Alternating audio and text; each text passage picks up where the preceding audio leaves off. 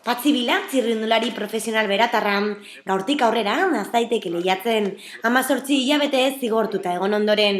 Iazko martxoaren 3an, egindako kontrolean, testosteronarekin positiboa emateagatik, Espainiako Federazioak 2 urteko zigorra jarri zion. Vilak helegitea aurkeztu zuen kirola epaitzeko epaitegian, eta horrek 6 hilabete murriztu zion zigorra. Ustekabez jaso zuen Vilak murrizketaren erabakia, itxaropena galduta baitzeukan. Sorpresa izan da, ze nik beti gauza berdina mantentzitu izan dut, nik nahi ez dutela hori hartu eta hasieratik, baina egia da ikusita guain arte nola funtzionatzen zuen komite, disiplina batzor eta guztiek, esperantza ere bat galduta neukan bai. Etxipen sentimendu askotan izan dut, eta batez ere azkenian izan da urte terdi espetzen, itxoiten. Espetu, eta lehen daziko espetzen duzu kontrola izateatzea. Gero espetzen duzu federazioak gutun madarikatu bidaltzea. Bere biziaren jabe sentitzen da berriro. Askatasunaren, azkenean hortik aurrera berriz ere ni naiz nire biziaren jabe eta nik erabakitza dut zer egin nahi duten.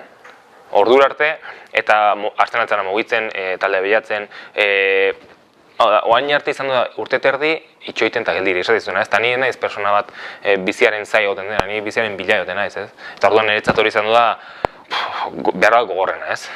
Konfiantza handia daukala aitortu du, eta talde bila hasi da dagoeneko.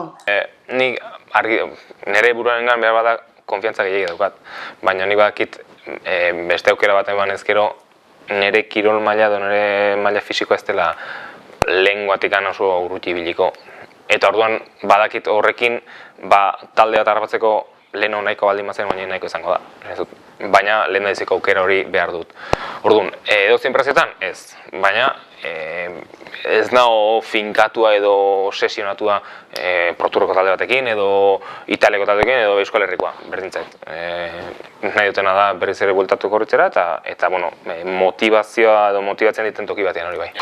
Guantxe bertan kontaktua ditut talde pila batekin, eta interesa bai batzuena, baina oso hasierako gauza dire, nire erabakia baino gehiago beste batzuen erabakiak nire erabakia baldintzatuko dute. Ertzen dut, nire fitxaketa ez interesgarria iruditzea, mailarik ez dudalako edo behar bada talde eskema sartzen ezelako, baina nahi nuke pentsatzea behar bada guzti honek ez daukala eraginik, baina badakit daukala. Ze azkenean nik badakit taldeek daukatela uzik egiten dialako puntuaketa bat, eta positiba eman duen korredor bat hartzea puntuak kentzen ditu. Badakit guantxe bertan exigentzia gutxi izan barritu dela, eta berriz ere ia betik hasi behar nintzela, ez? Hortarako pres nago, eta ikusi beharko da.